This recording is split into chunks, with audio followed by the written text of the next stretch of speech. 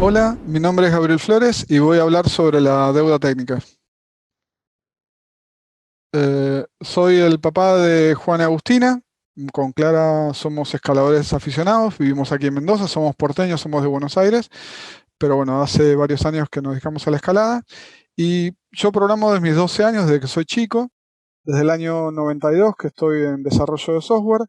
Primero he trabajado en plataformas como S400 y PC, con lenguajes como Clipper y COBOL, y he tenido unas temporadas con Java, y ahora desde el 2014 estoy trabajando en Eventbrite en Python.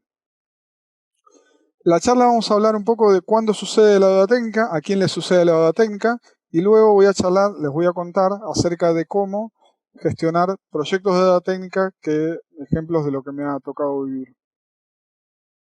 Esta revista que vemos es una revista donde mi papá, en 1971, en el mes que yo nací, en julio de 1971, donde explica cómo migrar programas de RPG de 360-20 a 360-30, tecnología de IBM de esa época, y parece que mi vida hubiera estado asignada por la deuda técnica desde el momento en que nací. Y hay una teoría de que la deuda técnica es el resultado de los atajos o de la vagancia o de no haber considerado todos los casos posibles en nuestro sistema, y por eso se produce la deuda técnica, ¿no? Es un mal programador, un mal decisión de diseño en un momento produce la deuda técnica. Y vamos a demostrar que esto no es así, que la deuda técnica sucede por muchos motivos. La deuda técnica la podemos sentir en forma de lentitud, ¿no? Si sentimos que queremos hacer algo en el sistema, y aunque parezca sencillo, parezca chiquito, nos demora mucho tiempo. Cada cambio que queremos hacer demora demasiado tiempo. Y también ese sentimiento de miedo o genera riesgo cada cambio que hacemos al sistema. Muchas veces las personas que crearon el sistema, que fueron modificando el sistema, no están más en la compañía, y en muchos casos también la complejidad, ¿no? Van pasando el tiempo y el sistema cada vez se hace más complejo y es muy difícil de modificar, y es muy difícil de entender cuáles son las consecuencias de las modificaciones que queremos hacer para poder llevar adelante cambios que necesita la compañía, ¿no? Em, y los peores casos de deuda técnica son cuando la compañía no puede vender más productos o servicios debido a la tecnología, ¿no? Hoy casi cualquier compañía en el mundo necesita tecnología para trabajar. No podemos tener una compañía sin tecnología, ¿no? Y lo peor que le puede pasar a una compañía es que se detenga, que no pueda progresar, que no pueda evolucionar, que no pueda innovar debido a la tecnología, ¿no? Y también un caso límite de una deuda técnica mal gestionada, una tecnología que termina siendo obsoleta, es que tenemos que tirar todo el sistema y volver a empezar para poder darle respuestas a nuestro negocio, ¿no? Este, y siempre la tecnología va evolucionando, ¿no? Mi papá ha tocado trabajar con tarjetas perforadas, a mí por suerte no, pero la tecnología, a medida que avanza, le da a las compañías mayores posibilidades, mayores herramientas para sus usuarios, para sus empleados, para sus productos. Y eso es un desafío, no solo para la compañía, sino para nosotros los técnicos, que tenemos que aprender nuevas tecnologías, nuevas herramientas y nuevas formas de trabajar. Pero también tenemos que entender qué hacemos con lo que ya tenemos, ¿no? Con los sistemas que están funcionando y que tienen que ser migrados a las nuevas tecnologías. Y eso es básicamente problemas de deuda técnica, y cómo hacemos para migrar esos grandes sistemas que están funcionando y que le dan respuesta a nuestro negocio, cómo hacemos para llevarlo a la tecnología más nueva, ¿no?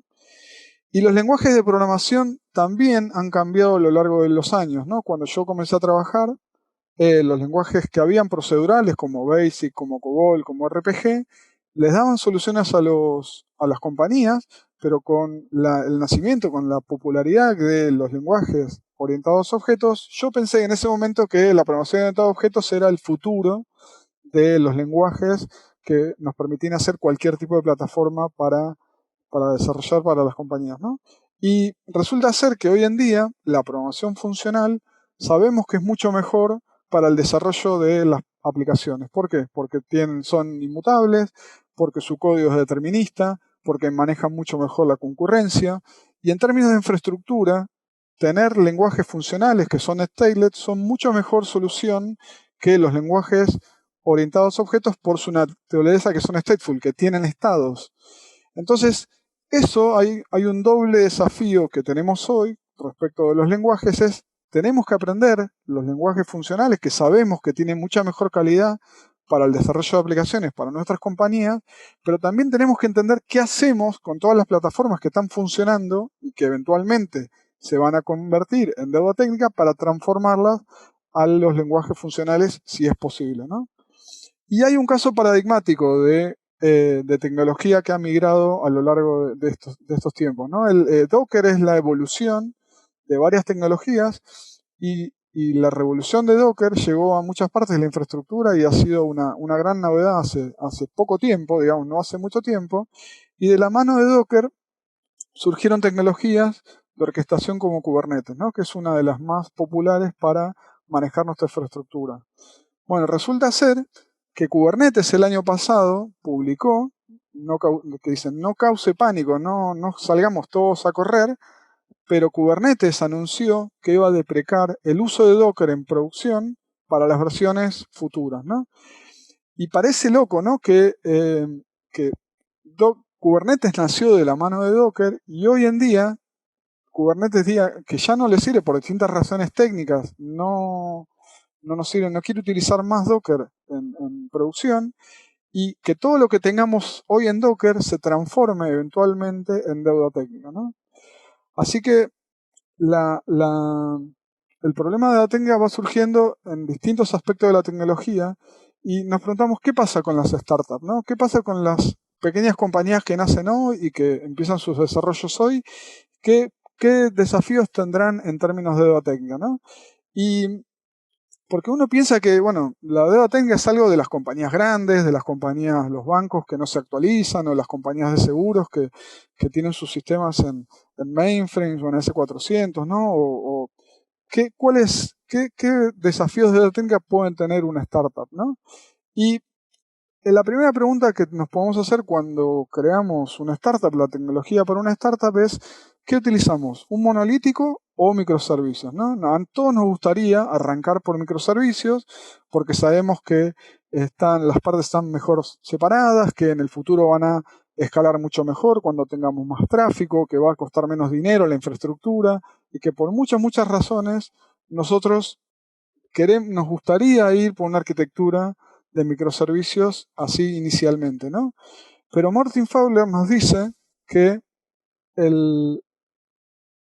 comenzar con una arquitectura de microservicios es muy riesgosa. O sea, como no conocemos nuestro negocio, como no conocemos cuáles son las divisiones lógicas, los desafíos técnicos, los desafíos de negocio que podemos tener, es muy difícil ir directamente a una arquitectura de microservicios.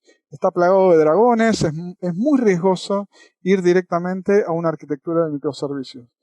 Es preferible ir a una arquitectura monolítica que nos permita dar soluciones a nuestro negocio y nos permita conocer los desafíos, las separaciones, qué es lo que necesitan nuestros clientes y nuestros productos, y luego ir migrando de a poco el monolítico hacia microservicios cuando ya conocemos cuáles son los desafíos que necesita el negocio y cómo es la mejor manera de dividir nuestra arquitectura de microservicios, ¿no? Pero entonces, Martin Fowler lo que básicamente nos está diciendo es, hagamos deuda técnica, hagamos algo que eventualmente, cuando llegado el momento donde nosotros nos creemos listos, que estemos para ir a la arquitectura de microservicios, creemos deuda técnica para luego ser migrada. Y sí, es más sano y es más saludable ir a hacer un paso intermedio que luego nos permita ir a una solución de microservicios que sea mucho más efectiva. Entonces, la conclusión inicial de la charla es que a todos nos va a suceder la deuda técnica. Todos vamos a tener deuda técnica tarde o temprano, por cuestiones del negocio, por cuestiones de la tecnología, por distintas razones, distintos desafíos que se van planteando, vamos a tener deuda técnica y el problema no es tenerla o no tenerla, es cómo gestionamos y cómo hacemos la gestión de la deuda técnica de una manera más natural, ¿no? Ahora voy a contar 3 casos que me ha tocado vivir a lo largo de mi carrera de deuda técnica y cuáles son los tips que les puedo compartir, ¿no? El primer caso es un poco viejo tal vez. Trabajé del año 99 al 2007 en un sistema de S400 con DB2 y yo era responsable del proceso de emisión de pólizas, que era uno de los principales procesos iniciales que tenía la compañía para atender a sus clientes, ¿no? Ese proceso era un proceso batch que corría a la noche. Durante el día se cargaban las solicitudes y durante la noche se emitían las pólizas. Si había que emitir una póliza muy urgente durante el día, había que hacer salir a todos los empleados de la plataforma, emitir la póliza, porque no se podía cargar solicitudes y emitir pólizas en el mismo momento, ¿no? Este es el diseño muy típico de esa época de un proceso batch con S400, donde primero se hace un backup de los datos al comienzo del proceso, se corre el proceso en varios pasos y si hay un problema se restauran los datos. Por esa razón es que durante el proceso de emisión no se pueden cargar datos adicionales, porque si se restauran los datos en el medio del proceso de emisión, en este caso se perderían los datos que se fueran cargando de las nuevas solicitudes, ¿no? ¿Y a quién le importaba eso? O sea, la compañía funcionaba bien, digamos, el proceso funcionaba, no había un problema muy evidente respecto de eso. Era más lento, sí, había una lentitud en los primeros procesos de la compañía, porque alguien cargaba los solicitudes y luego había que esperar al otro día que se emitieran las pólizas, y eso podía cargar alguna lentitud, pero no era algo que evidentemente le preocupara mucho a alguien, ¿no? Pero, ¿a quién despertaban a la noche? A los que despertaban a la noche era a mí o a otro compañero de trabajo que estábamos de guardia, si alguno de esos procesos a la noche funcionaba mal. Y luego de 8 años de trabajar en la compañía responsable de este proceso, un día me llamaron a la noche y me enojé mucho. Me enojé mucho porque no querían que me volvieran a llamar por este problema, ¿no? Entonces, eh, encontramos la solución luego de 8 años de trabajar con la emisión de pólizas en forma nocturna en un proyecto que duró 4 meses. El problema inicial fue que nadie pensó que esto fuera un problema, que nadie se sentó a pensarlo antes hasta que no nos enojamos y no tratamos de buscar una solución, ¿no? Y luego de 4 meses le cambiamos la dinámica de la compañía de los primeros procesos de emisión de pólizas, porque ahora no había que esperar hasta el otro día para poder emitir las pólizas y podía ser un proceso, lo que se llama online, un proceso que puede correr durante el mismo día.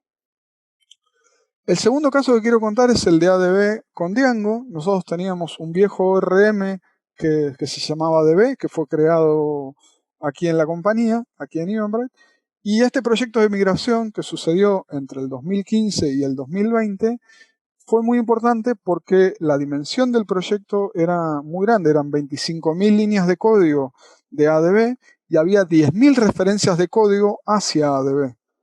Y realmente ADB funcionaba bien, digamos, no había ningún problema evidente en el framework, en cómo funcionaba ADB, sino más bien había una gran duplicación de código o había complejidades adicionales porque utilizábamos ADB como ORM y también Django como ORM, y esa duplicación generaba confusiones a veces en la gente nueva que entraba a la compañía, había que tocar las cosas en 2 lugares y generaba lentitud a la hora de hacer nuevos proyectos, ¿no? Entonces, sabíamos que era un proyecto muy grande y sabíamos que era un proyecto muy desafiante en términos de tamaño y de complejidad, y nos pusimos a trabajar en eso en el año 2015. El primer tip para cualquier proyecto grande de la técnica es dividir el problema en partes pequeñas, ¿no? La única manera de triunfar es dividiendo, y así podemos entender cómo va avanzando el proyecto, quién tiene asignada cada parte, cómo es la velocidad del proyecto y cómo va progresando el proyecto. El segundo punto es festejar cada progreso, ¿no? No conviene festejar al final de todo el proceso de migración, porque sabíamos que este proyecto iba a durar mucho tiempo, muchos años, y necesitábamos generar motivación y festejar cada uno de los logros que íbamos teniendo, ¿no? Y para eso utilizamos este ñomo de jardín, que nos entregamos unos a otros cada vez que terminamos una clase de ADB. Aquí me dan el gnomo a mí, y luego yo se lo doy a Michael, y luego se lo damos a Ariel, y Ariel se lo da de vuelta a Michael, y así nos fuimos traspasando el gnomo en público para festejar estos pequeños festejos simbólicos donde todos íbamos viendo cómo el proyecto iba dando sus pequeños pasos a lo largo del tiempo, ¿no? Pero luego nos dimos cuenta de que necesitábamos mucha más gente en el proyecto, porque el proyecto era muy grande, había muchas partes del sistema que utilizaba ADB, y necesitábamos más ingenieros que se sumaran al equipo, ¿no? Entonces, lo que hicimos fue crear esta remera de ADB, que solamente las personas que hubieran trabajado en el proyecto ADB podrían tenerla, ¿no? Entonces hicimos una presentación en sociedad donde dijimos, bueno, los que trabajan en el proyecto van a tener una remera como esta, y las personas que están atrás son personas que ya habían trabajado en el proyecto y que ya se merecían tener una de esas remeras, ¿no? Aquí está la presentación en Mendoza, y aquí está la presentación oficial de la remera en San Francisco, ¿no? Y esta remera nos permitió motivar a otras personas y dar visibilidad a otros ingenieros respecto del proyecto de ADB, y a medida que pasó el tiempo, más ingenieros y más personas se fueron sumando a la iniciativa para poder ir deprecando de a poquito en cada de los lugares donde teníamos ADB y poder llevar a cabo el proyecto, motivando a más personas a trabajar en la iniciativa, ¿no? Así que aquí vemos a los distintos equipos, en los distintos años, en distintas partes de la plataforma, que luego de 4 años se terminó de deprecar. Y es muy importante que buscar estos símbolos de motivación para nuestros equipos que trabajan en proyectos de Data Inca, porque muchas veces los proyectos duran mucho tiempo, y es muy importante mantener la moral alta de los equipos que trabajan con proyectos que muchas veces creen que son tediosos y que son muy largos, que son muy difíciles, y es muy importante mantener la moral alta en nuestros equipos, ¿no? Hay que informar los avances, hay que dar visibilidad de lo que vamos haciendo en el proyecto. Nosotros teníamos un newsletter donde nosotros íbamos contando los desafíos que íbamos teniendo, íbamos contando la progresión, cómo iba decayendo la cantidad de líneas de código del proyecto, cómo iban siendo los nuevos desafíos, íbamos contando si necesitábamos ayuda de algún equipo en particular, anticipábamos esos momentos donde necesitábamos ayuda, y así poder ir sorteando los distintos problemas que fuimos teniendo durante los distintos años, ¿no? El último caso que quiero hablar es el caso de Jenkins a CircleCI. Esto sucedió este año, teníamos 800 jobs de Jenkins, que eran nuestro sistema de integración continua en la compañía, y queríamos migrarlo, más que nada no por un problema de Jenkins, sino por la infraestructura que estaba trabajando Jenkins, y lo queríamos migrar en menos de 6 meses. Ese era el objetivo que teníamos. No teníamos casi experiencia en CircleCI, había algunas personas que tenían alguna experiencia en CircleCI, pero no al volumen y al tamaño del problema que teníamos que hacer nosotros. Y había un objetivo de que la responsabilidad de la migración fuera de los equipos. O sea, no queríamos que solamente un equipo hiciera la migración, porque queríamos que todos los equipos conocieran lo que era CircleCI y que fueran autónomos en el futuro para mantener sus propios jobs de CircleCI, ¿no? Entonces, lo que hicimos fue, de vuelta, dividimos el problema en partes, creamos un Jira Ticket por cada uno de los jobs de Jenkins, creamos una página de Confluence que se actualizaba automáticamente utilizando un script de Python, tomando como referencia el estado de Jenkins y los tickets de Jira, y con eso podíamos monitorear cuál era el estado de la migración en cada momento, ¿no? Las migraciones iniciales las realizó el equipo de CI/CD, que era el equipo eh, que, que se capacitó inicialmente y que hizo la primera migración. Ese mismo equipo documentó cómo hizo la migración para que los demás equipos pudieran seguirla. Y finalmente se hizo lo que se llamó los Foundation Sprints, donde durante 2 semanas todos los equipos trabajaban en la migración. Entonces todos los equipos a la vez estaban trabajando en la migración de Jenkins a CircleCI, miraban la documentación, nosotros mejorábamos la documentación, todos los equipos trabajaban y se integraban en los mismos canales de Slack para poder llevar adelante sus migraciones, y muchos casos los mismos equipos se iban respondiendo las preguntas que fueran surgiendo, ¿no? Esta iniciativa de los Foundation Sprints fue muy efectiva para poder cumplir con nuestro objetivo de hacer la migración en 6 meses, que era mucho trabajo lo que teníamos que hacer, y fue muy importante para que todos los equipos estuvieran enfocados y alineados en una misma iniciativa. Así que ahora voy a hacer un resumen final de los tips de los 3 casos que hablamos. Primero, cuestionen la realidad. Si ustedes trabajan en tecnología y tienen lentitud y sienten el riesgo y hay algo que no les gusta en la plataforma, primero cuestionen su realidad y empiecen a buscar cuáles pueden ser sus soluciones, ¿no? Lo primero es cuestionarse qué es lo que está sucediendo, y si no nos gusta, por ahí no sabemos cuál es la solución, pero primero cuestionen la realidad que tienen y luego para poder luego mejorarla, ¿no? El segundo punto es dividan el problema en partes y así van a poder llevarlo a cabo el proyecto completo, ¿no? O sea, por ahí el proyecto puede ser muy grande, pero si no lo dividimos en partes, no podemos entender cuál es el progreso y cuál es el avance que realmente tenemos en nuestro progreso, en nuestro proyecto. Festejar cada logro que hacemos, ¿no? Es importante para la motivación del equipo que festejemos cada una de las cosas que hacemos y demos visibilidad al resto del equipo cuando vamos haciendo cada una de las cosas en un proyecto de data técnica que puede durar mucho tiempo, ¿no? Motivar, buscar símbolos como la remera, o como hay gente que cuelga cuadros cada vez que termina una parte de un gran proyecto de data técnica. Tengamos símbolos que nos permitan ver el progreso y nos den una imagen de que vamos terminando cosas en nuestro proyecto que pueden motivar al equipo, ¿no? Informar el avance, dar visibilidad del avance del equipo y anticipar cuando nosotros necesitamos ayuda de otros equipos para poder ir dándole un progreso natural a un proyecto de data técnica que puede durar mucho tiempo. Documentar, es muy importante que los equipos que se vayan incorporando, las personas que se vayan incorporando, tengan herramientas para poder trabajar en la migración de una manera más natural. Y por último, creen comunidad alrededor de los proyectos de data técnica. Los proyectos de data técnica pueden sonar tediosos o pueden sonar feos y muchas veces pueden durar mucho tiempo, y es muy importante entender que el proceso de desarrollo es un proyecto humano, puede pasar técnico, pero es un proceso humano donde la motivación de las personas es muy importante a la hora de realizarlos en un tiempo finito. Bueno, muchas gracias por su atención, espero que les haya servido la charla.